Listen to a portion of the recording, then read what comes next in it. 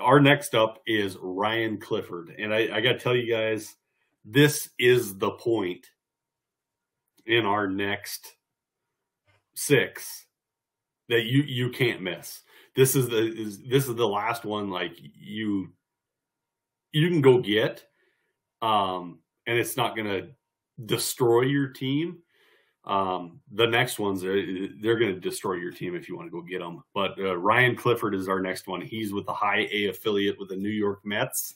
He was born 7/20/2023 in Raleigh, North Carolina. He got drafted by the Houston Astros in round 11, pick 343, high school Pro 5 Academy, Apex, North Carolina. And his stats, I want to do overall. I don't do overall a lot, but I'm going to do it this. Well, no, I'll just do 2023. 2023, he's seen high A, and then high A with a trade. He had 423 at bats, average 262, 374 on base, 480 slugging, on base plus slugging 854, 24 home runs, 5 stolen bases, 140 strikeouts, 64 walks, 20 doubles. God, that's a lot of doubles. I love it. I love the doubles. What do you think about Ryan Clifford? He was traded to the New York Mets for Justin Verlander and Drew Gilbert. Yeah, I think Marco Vargas was in that deal too. No, it's just those two. Oh, okay. All right. Okay. Ryan Clifford was one of our guys this year. One of the STS darlings, right? There's no doubt about it. He struggled after that trade. Yeah, he did. There's also no mistaking that. He struggled quite a bit after that trade to the Mets. But I want to remark on how similar I think Ryan Clifford's profile looks to James Wood's overall. James Wood had this great breakout season last year, but overall, I think this year, age adjusted, their profiles look very similar. So this is the kind of thing that I'm talking about. But the difference here is Ryan Clifford can be obtained for much less. So that's why I think I was making the commentary on James Wood that I did, and why I'm saying that Ryan Clifford is probably a good buy candidate.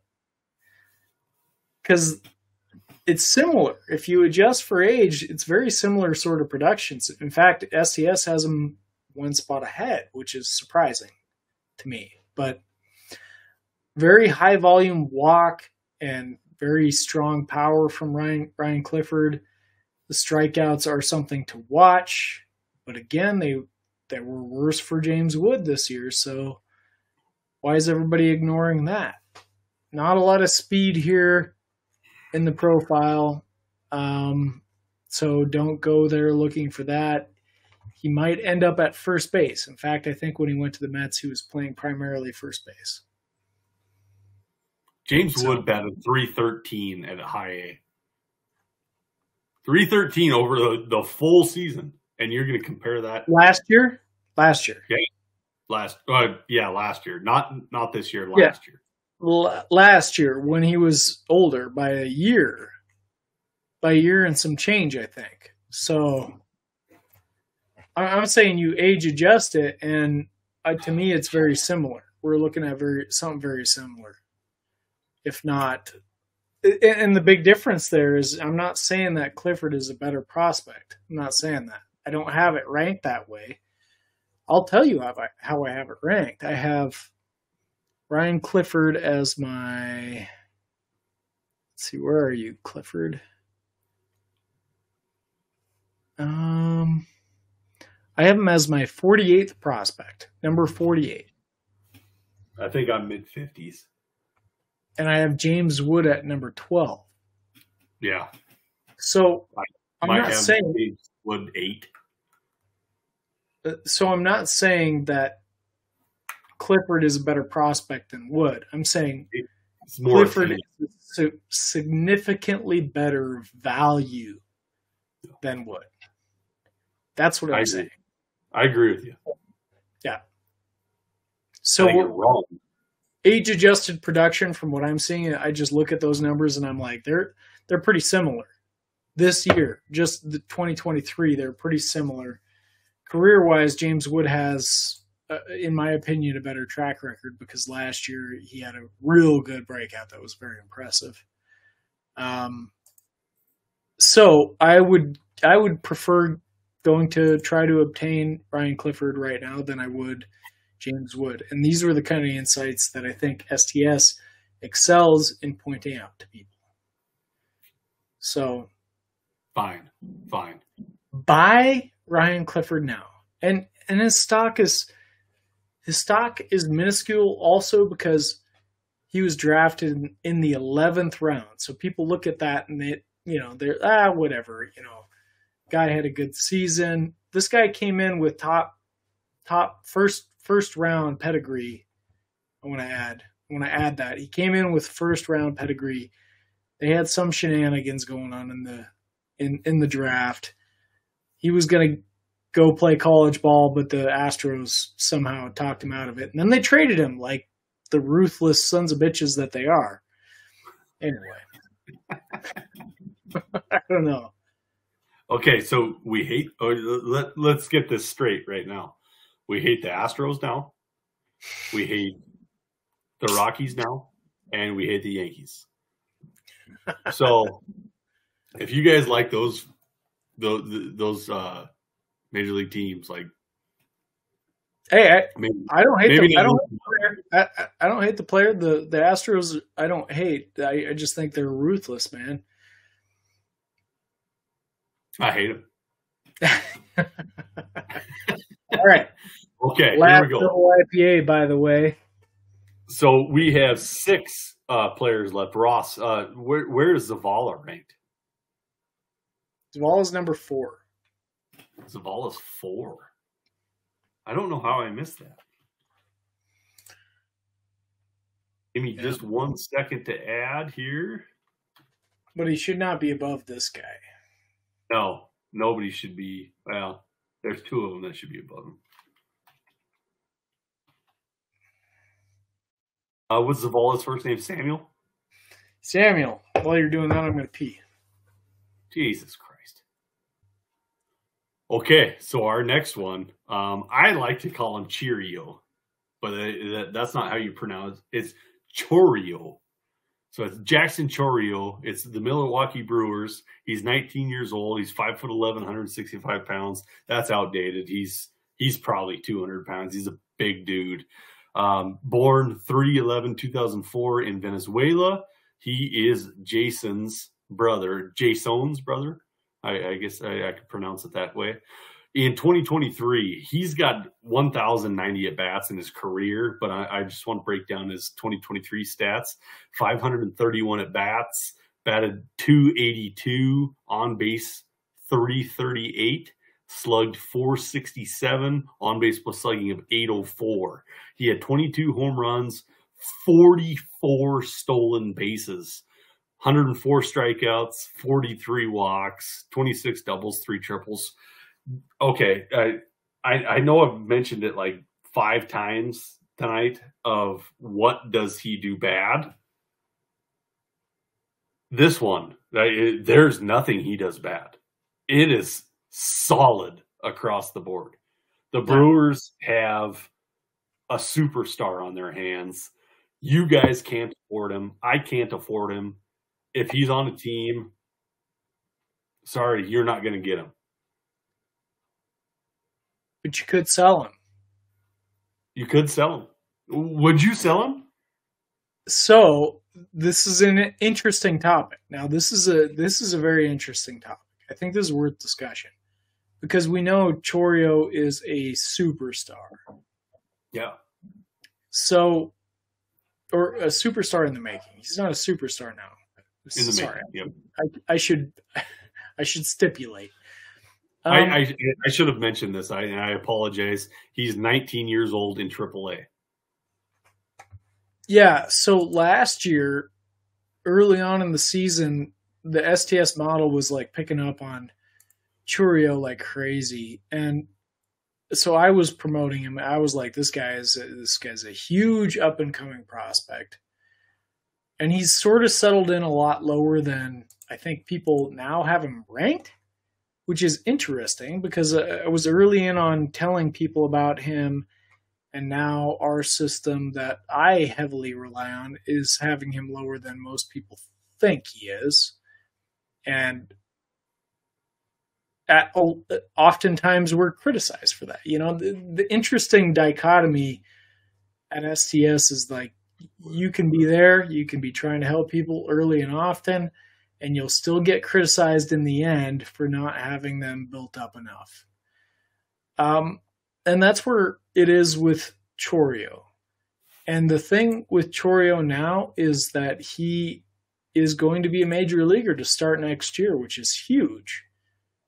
But it also means everybody knows this guy has superstar potential.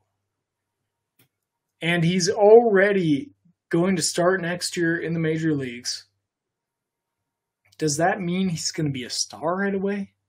I don't think so. I think but he's going to develop into it. Possibly. But what can you get in return for Chorio right now?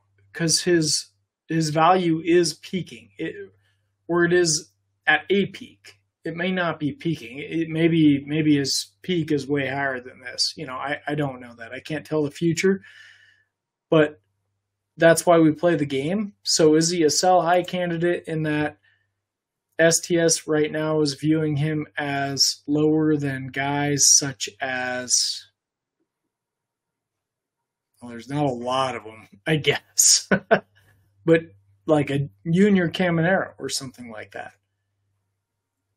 There's deals that you can do or dream up that may benefit you in the end based on Chorio's hype right now. I know this. At the Dynasty Guru, we do consensus rankings.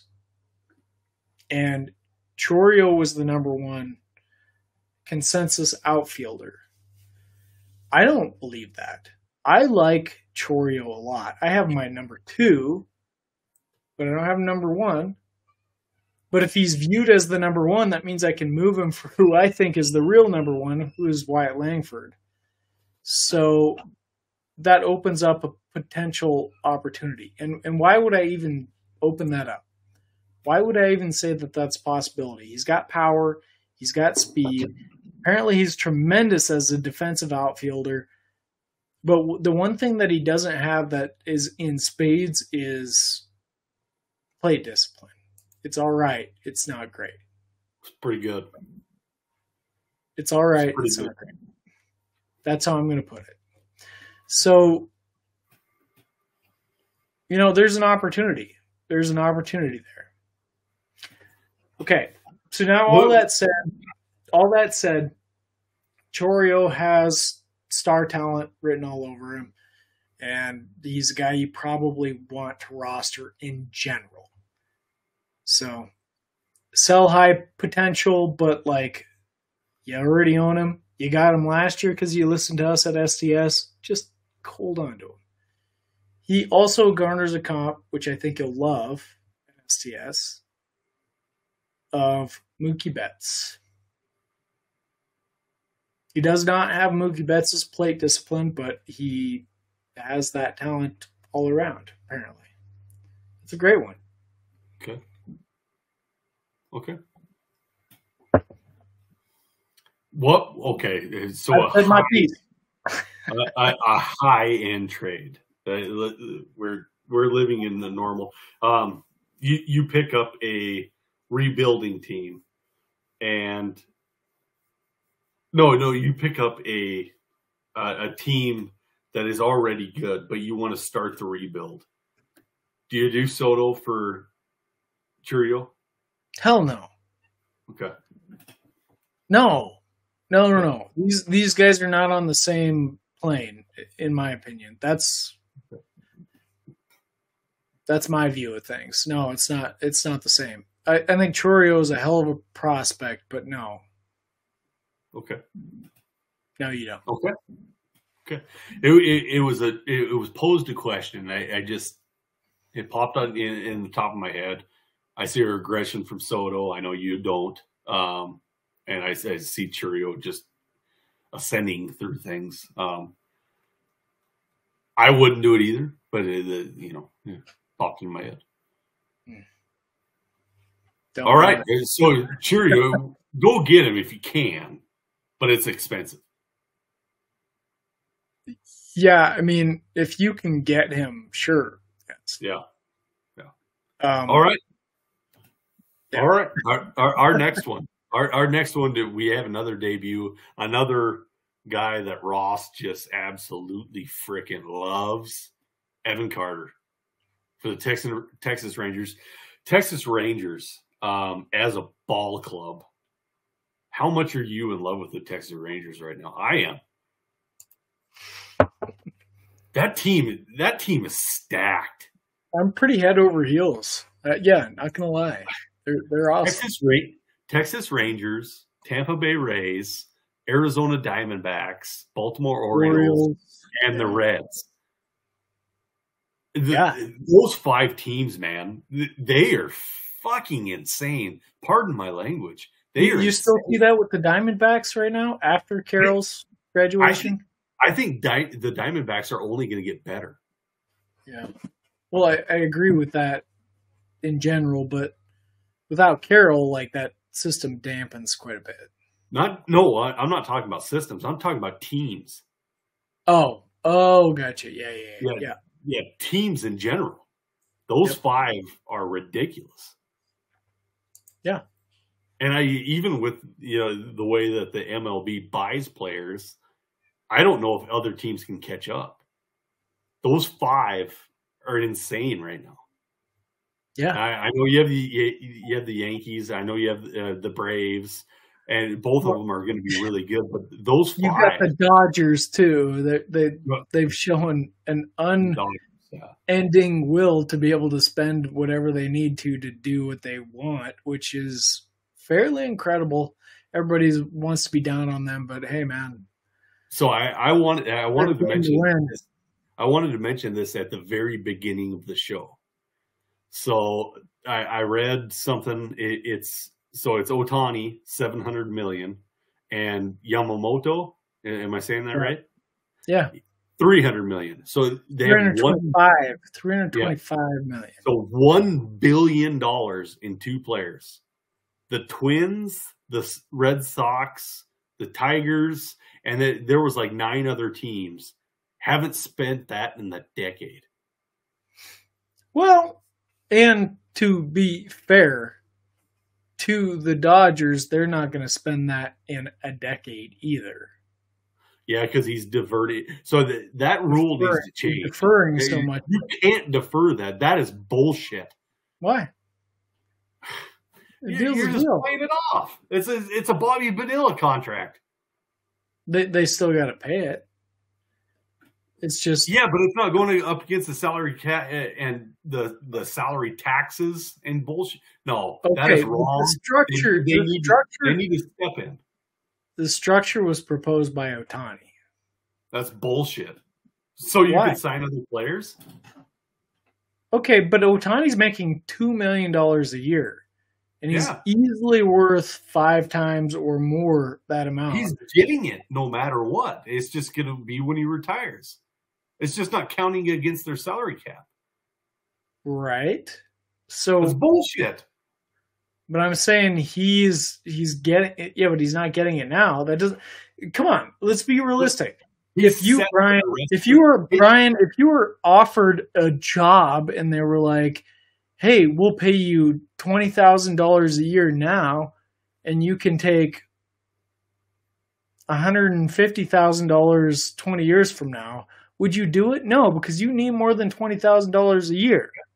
Yeah. So. Well, you're talking about he's willing to do it. Granted, yes, he's willing to do it because his needs are met, but like he's still making a sacrifice. He's making a sacrifice on the front end because he knows he can make money other ways, like he's not he's a smart guy, clearly.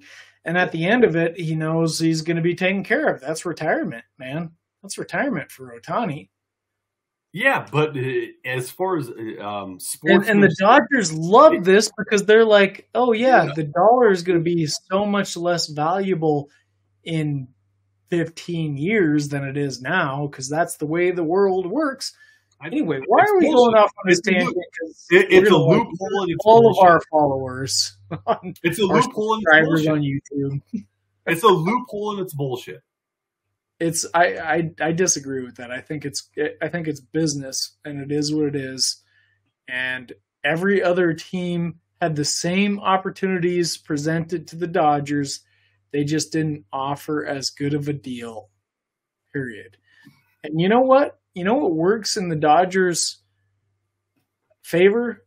I don't know. Maybe I'm overstepping this. Magic Johnson's a part of that, right? Yeah. I think Magic Johnson helps work some wonders there. This is the Magic Man. He makes magic happen. That's unbelievable. You agree to this. You're a capitalist fraud. How is that? What do you mean? That is capitalism, man. I know. We're going back to Evan Carter. Evan Carter in 2023 had 420 at bats, 288 average, 413 on base, slugged 450 on base plus slugging is 863. He had 13 home runs, 26 stolen bases, 111 strikeouts, 81 walks. Great plate discipline. 17 doubles, 6 triples. He debuted. He's going to start for the Rangers this year. I think the sky is the limit for Evan Carter. Right? Like, he's going to be their best outfielder. Well, I love and that's above Adolis Garcia and those guys. Yeah, sure. Well, okay, so where to start with this? The ascendance of Evan Carter. I'm a big fan because I think our name, STS, has been so heavily attached to Evan Carter because we pegged him from the very beginning of his career as a guy that you wanted to have your eye on, and he's turned out to be so much exceptionally more than that. And then last year, we're going back 2 years ago. Nobody was talking about Evan Carter except for us. Like, we were very obsessed with him for whatever reasons. Well, there's very clear reasons, but most people don't view it that way. And then last year, we were touting him as a potential number one prospect. I know I was. I shouldn't talk about the model specifically, but the model was showing that. And lo and behold, like, he's skyrocketed up everybody's charts after his debut in the major leagues, which makes me feel really good. And I love this, and I really am a believer in Evan Carter. And I think even last year he had some struggles. It was a great start and then a period of struggle through the season and then a great finish. I think most of that was related to injuries. So I think the talent and the possibilities with Evan Carter are extremely high. And I think he's been cast off by so many people as being high ceiling, high floor, low ceiling. Like, he's not going to achieve that much. And I think he's blown all of that out of the water with his MLB debut. Everybody's now like, oh my God, what are the possibilities of this guy? So now here I come with the wet towel once again. He had some struggles last year, and I think it was injury related, but struggles nonetheless. And now his hype is so extreme. And he was in the World Series making great plays, which he will do. He's going to be a really good player. But is he going to be the guy that's slugging 645 in the major leagues from day one? No, I don't think so. So if you have an opportunity to sell him for that, I would do it. I would do it. And this is a guy that I have been on board with from the beginning. From the beginning. And you know that, Brian. So if I'm saying right now is an opportunity to maybe consider selling him depending on the price, I think you should consider it. Depending on what you get. He's a cornerstone in your lineup. I see no reason to sell him. I don't think you can go get him because the price is going to be so high. So this is just a stagnant, like, just stay. If you own him, cool. He's going to be a fixture in your lineup. If you don't own him, you can't afford him. Mostly what I'm going to do. But yeah. As I said, I practice what I preach. And if there is an opportunity, I will indulge it because that's who I am. And in fact, I had a deal on the table, I would say, for Wyatt Langford for Evan Carter. Another Ranger. Ranger for Ranger, outfield for outfield. This is a really interesting one. And the other owner said, intrigued. I think they were going to hold on, to Langford, but it depends on what you want to do. Do you want to wait? You make your deals, man. Yeah.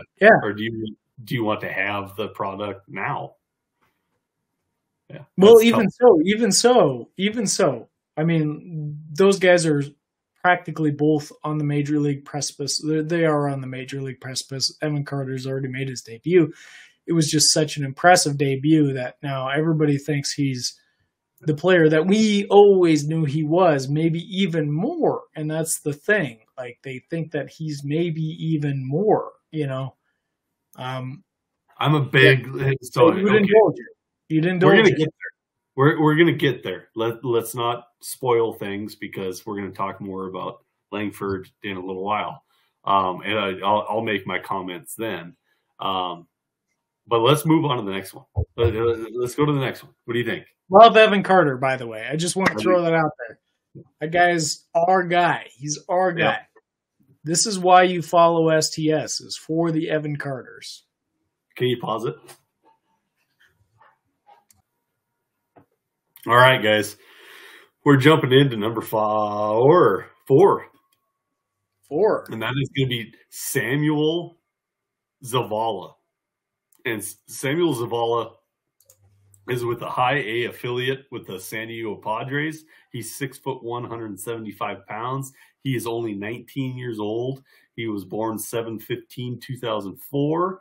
His stats this year is 399 at-bats, 243 average, 391 on base, slugged 406, on base plus slugging 797, 21 stolen bases, 14 home runs. That doesn't tell the complete story because his career stats are 263, 389, 452, 841 with 37 stolen bases and 25 bombs.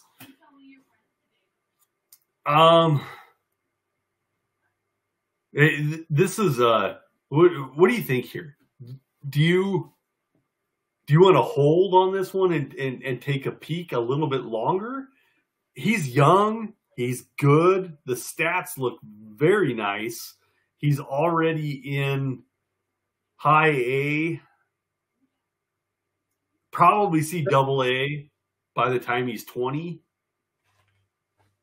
What do you think? Okay. I have complex thoughts on this. So yeah.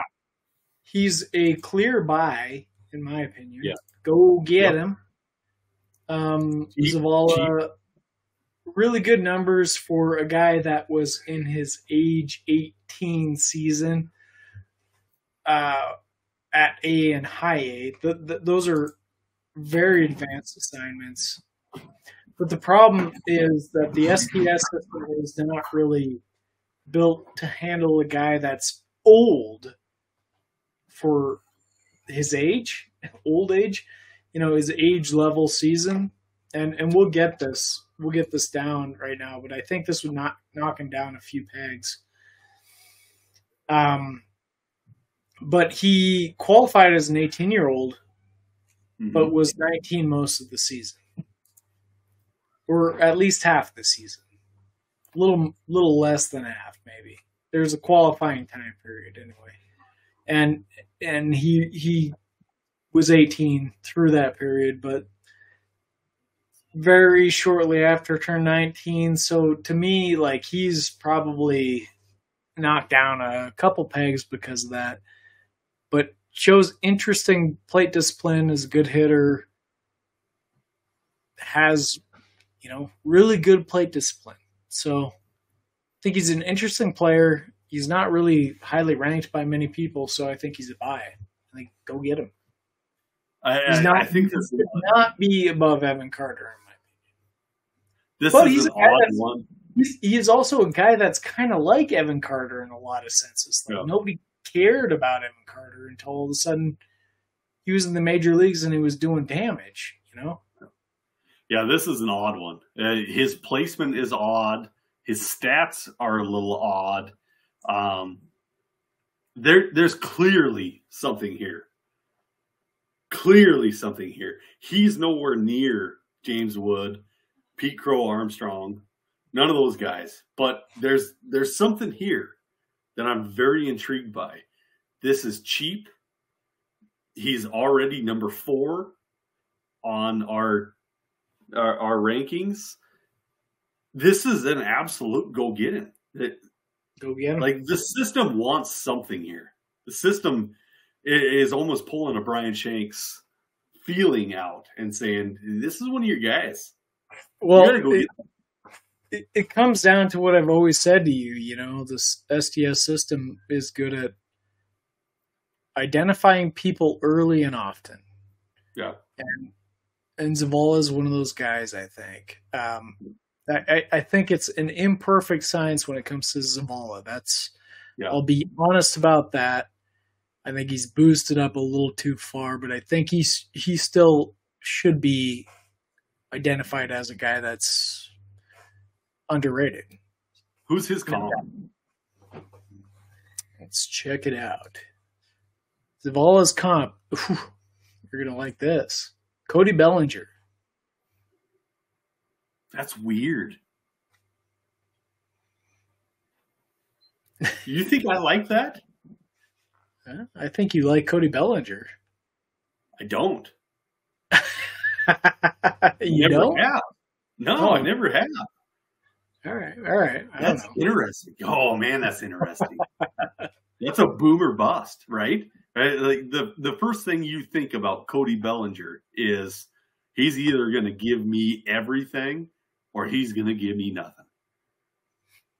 Yeah, and I don't know that our system is so advanced that it sees those nuances, but it sees something that it signifies looks like Cody Bellinger. So I like it. I like it a lot. Yeah. Okay. All right. I say go get him because this is the cheapest one that you're going to have in the top 5. Oh, no doubt about it. No doubt about it. Because beyond here is like, get out of here. If you don't know him, if you don't know him, you ain't going to get him. Maybe the number 1. All right. Well, let's pop into it. All right. So our next one, we're in the top 3. Oh. Wow. So this is a basketball term. This is how you said it's a 3-pointer. It wasn't this. Here we go. Top 3. What do you think, Ross? Emmanuel Rodriguez.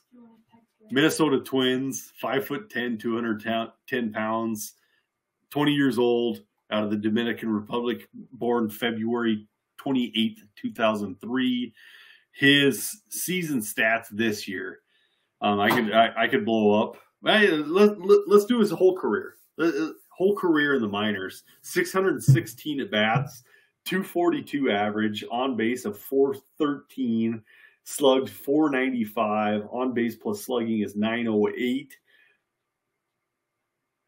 172 walks, and 242 strikeouts. Good God, that's a lot of walks.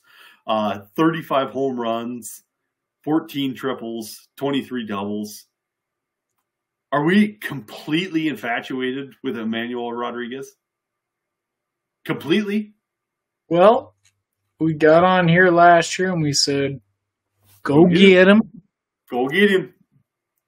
And then you even had an opportunity last year in the first 2 months because he was struggling something mightily. And we were getting some heat from that, I think, Brian. Yeah. Okay, so now Emmanuel Rodriguez sucks, and like he's striking out 50% of the time, which was really high, exorbitant. Yeah. And he is a high strikeout guy. He's going to be.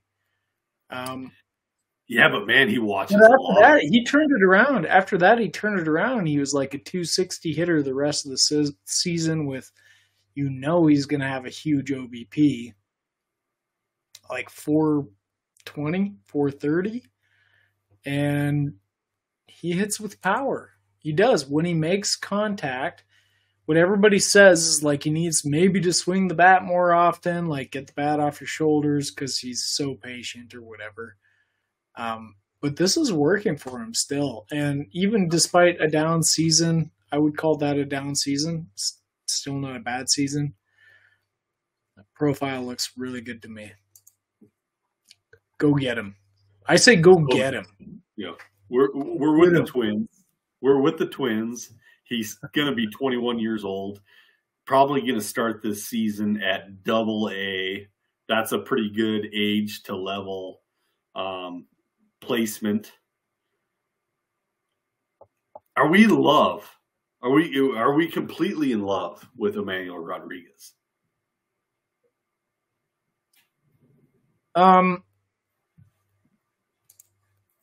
Yeah, I think so too. I think so. Yeah.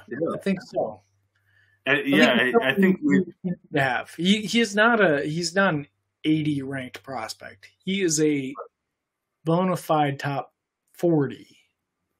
Yeah. I'm not going to go as aggressive as STS is with him, but bona fide top 40 in my opinion. And at those prices, yeah, we love him, man. Yeah. And he at the major league level, I mean, this guy was garnering a comp to Sammy Sosa at one point. Mm-hmm. And I think Sammy Sosa makes a lot of sense to me because he hit for power. I don't think that Emmanuel Rodriguez is going to hit 60-plus home runs. That's not what I'm saying. So please bear with me. But he came into the league, Sammy Sosa did, with a lot of power and a lot of speed. And I think that's what Emmanuel Rodriguez has. He's got sneaky speed, Look at Sammy Sosa. He didn't look like he had speed, but he did. He had some speed early on until he stopped running. So I think there's a similarity there in that. I say go get him. The nice thing about this, yes, it's going to be expensive. Okay. Emmanuel Rodriguez. Not that expensive, though. Not Not crazy. Yeah, not crazy. Yeah. You could get this with a pile of prospects and maybe a major leaguer. And I'm all for it. Like, go get him. Put the rubber stamp on it. We need like a stamp that we can do. Go get him. Right across the screen. Go get him. Whoosh. All right. Yeah. Gotta go get Emmanuel Rodriguez. Go get him. We only have 2 left. Jesus. We only have 2 left. And now this is going to be shocking, though, because it's not going to go the way people expect. Yeah, people are going to be pissed. Let's just say it right now. This is not our views, fellas. Ladies and gentlemen, this is not our views. This is not our views. We do not have Wyatt Langford as number 1. We do not have Dylan Cruz even on the list. That doesn't seem right. Right? Dylan Cruz didn't even make the list. Wyatt Langford is not number 1. Wyatt Langford is number 2.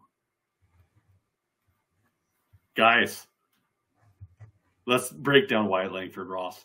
Wyatt Langford is a 22-year-old, 6'1", 225 pounds, AAA affiliate with the Texas Rangers, drafted 2023 by the Rangers. Pick 1. Round 1, pick 4 overall out of College, Florida. Lit up the scene, guys. Lit up the scene. 161 at bats, 360 average, 480 on base percentage, 677 slugging, on base plus slugging 1.157, 34 strikeouts, 36 walks, 12 stolen bases, 10 home runs. I've never seen a profile like this. Can you? Yeah, I've never seen a profile like this. What do you mean? I haven't seen it. Not in the first year. Okay. Not in the first year, coming out of college, going straight to Jupiter. Can you think of a? Yeah. I'll preface this. Dylan Cruz was my guy. I said Dylan Cruz was going to be an absolute monster superstar. Wyatt Langford was behind him 3 spots. I think I had Cruz, Skeens, Max Clark, the guy that got drafted 4th, and then Langford. Langford went all the way above every single one of them. Langford is a superstar, right? He certainly has the look of it. Yeah. What do we do here? You go get him. I don't know. How do you handle this? It's a tough one because we're dealing with a small sample. Yeah, but like I said, have you ever seen this out of a college bat? Just holy shit, and then promotion. Holy shit! Like he's going to be in the major leagues next year, starting. He could. He could very well be starting in the major leagues next year. Have I seen that? I don't know. Maybe not quite like that. It's pretty impressive. It's freaking super wild. Very impressive. I don't know. Brian. I don't know the answer to that. I don't know. Not in recent history, but I'm sure there have been plenty of other examples. Oh yeah. He had 161 at bats in the minor leagues this year.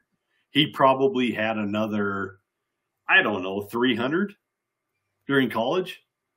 So he had 500 at bats between 303 plate appearances in college, 200 in the minors. That's 503 plate appearances, 496. Oh wait, 496. What do we got? Yeah. Wait, sorry.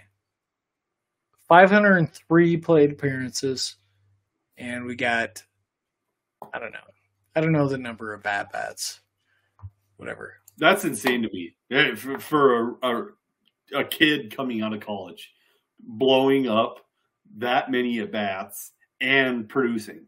Like, there should have been some sort of regression of, swapping teammates and, getting acclimated, new town, new city, all kinds of head games that is going through a kid's head. And he didn't even blink. Not even once. It's like, nope, I'm here to play baseball, and I'm going to crush the shit out of that ball. Wyatt Langford, for me, is the number 1 overall prospect. I don't care what you say. You can take Caminero. You can take whoever the ski. You can take whoever you want. Langford is number 1. Yeah, he's unreal. It's unbelievable. Oh, well, I mean, okay, I agree with your premise. I'm eating crow on this. Getting too. really I'm hot. eating You're getting crow. really hot on this. I'm I think. no, I'm eating crow because I said Dylan Cruz was way better. I'm eating crow. Okay, well, so have I. So have I on that topic. I mean, I've come out and changed my position. Like, I'm not.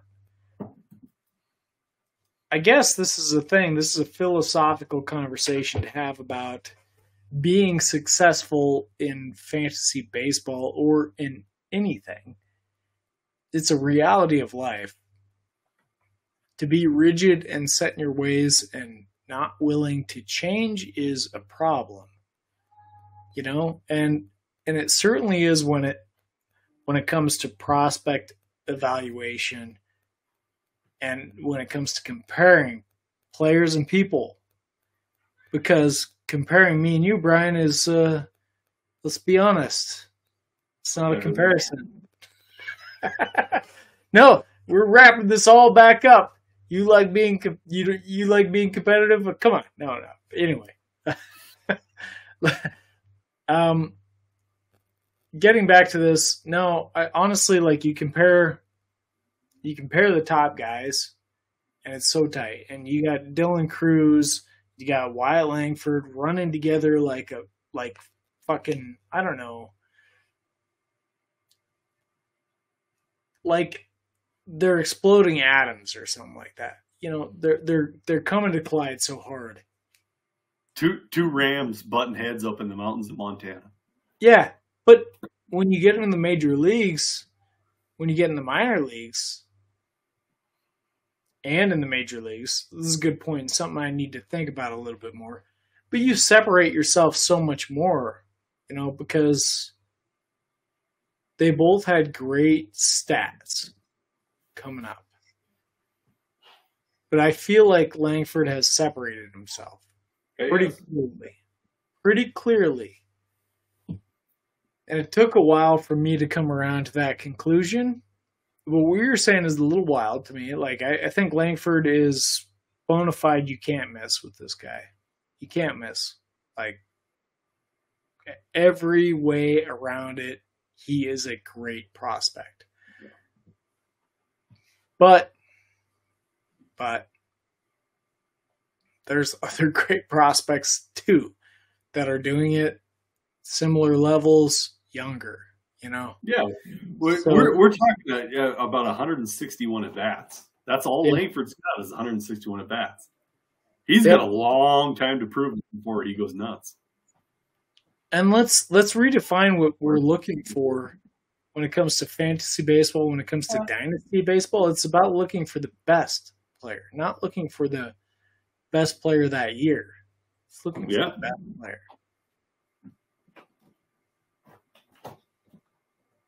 Yeah, I agree.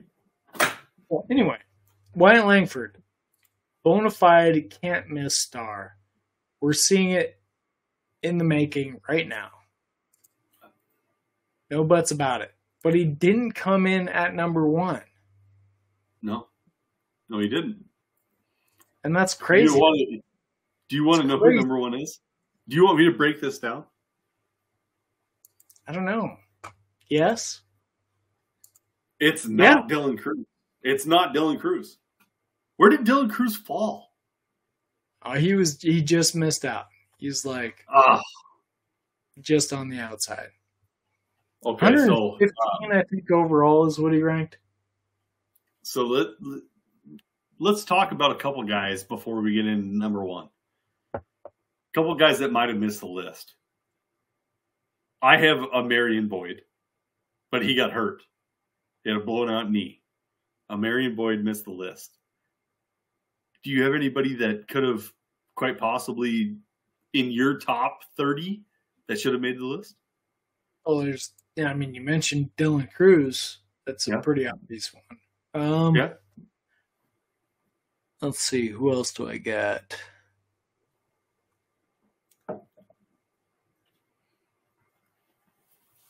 Now let's go with that one.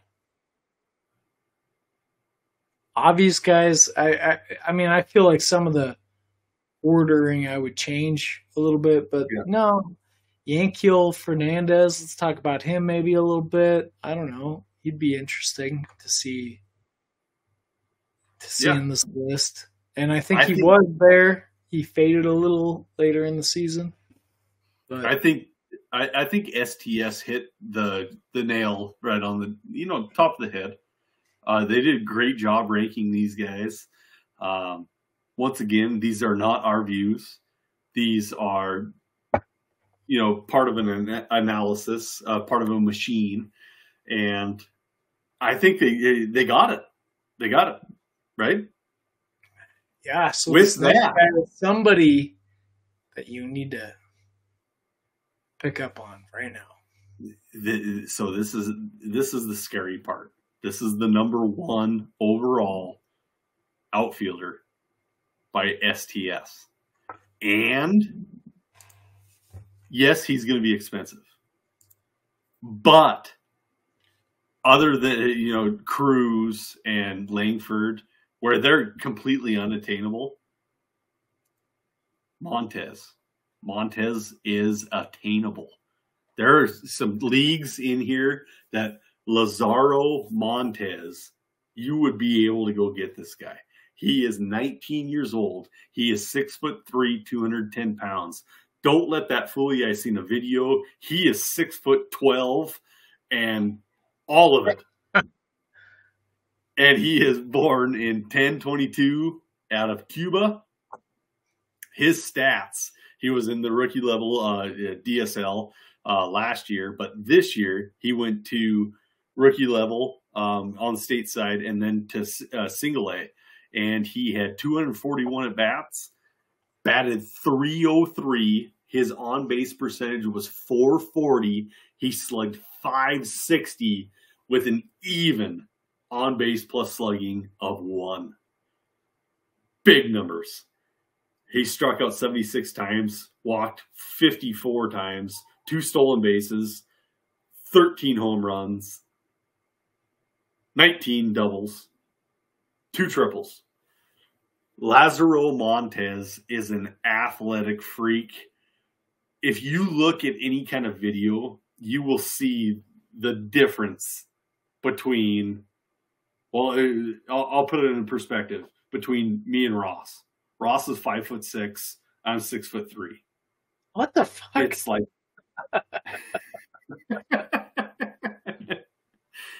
it's glaring. 5'10". It's glaring how much bigger he is than everybody else. He's huge. I was just kidding, but I am 6'3" and he's 5'6".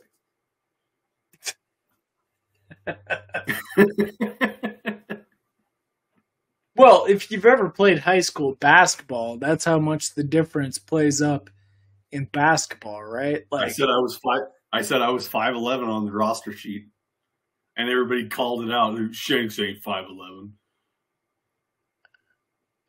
Anyway. Okay, so yeah, everybody called it out. He plays up like he's 7 foot.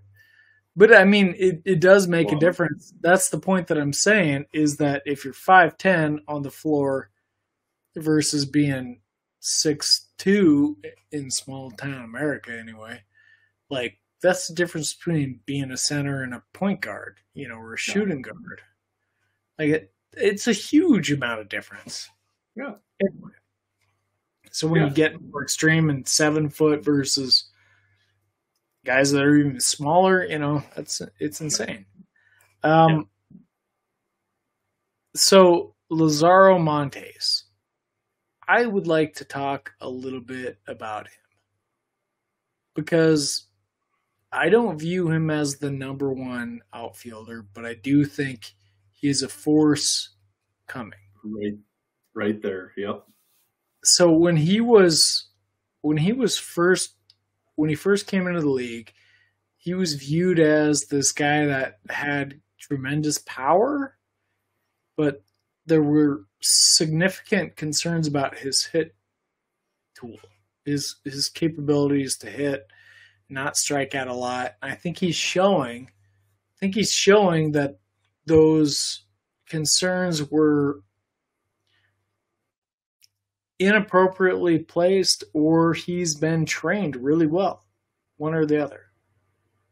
I don't know which it is, but he is with the Mariners. They've done really good.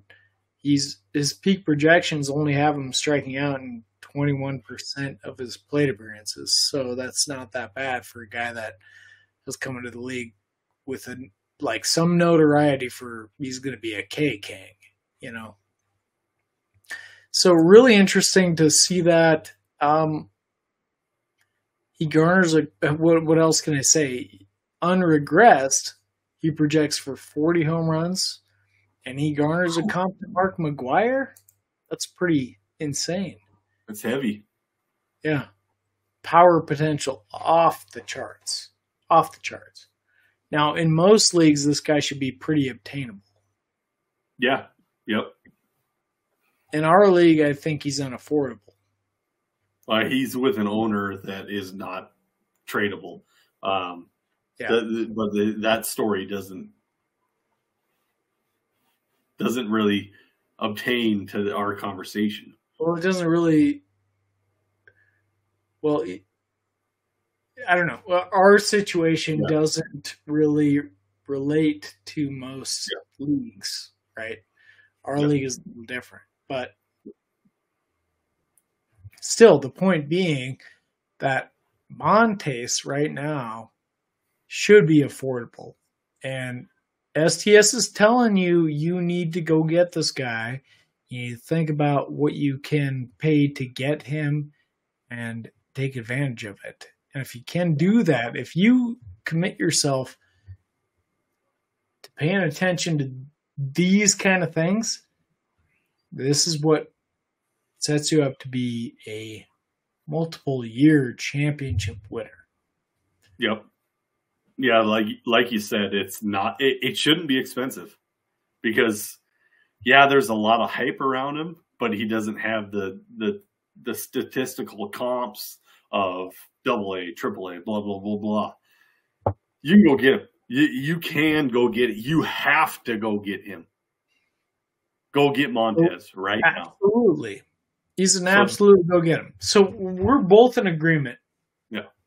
There's no way in hell that we're putting Montes above Langford, probably above guys like Carter or Chorio. But STS is telling you go get Montes right now. Completely unbiased opinion. Completely unbiased. It's all stats. Yeah, I can't disagree with it. Go get him. You need to go get him right now. So, with how I started our podcast tonight, me being competitive against other people, and I should be just competitive against myself and be better me to start the new year. This is what I'm talking about. Fantasy baseball is a lot of what I'm talking about. Just be the best of you, man.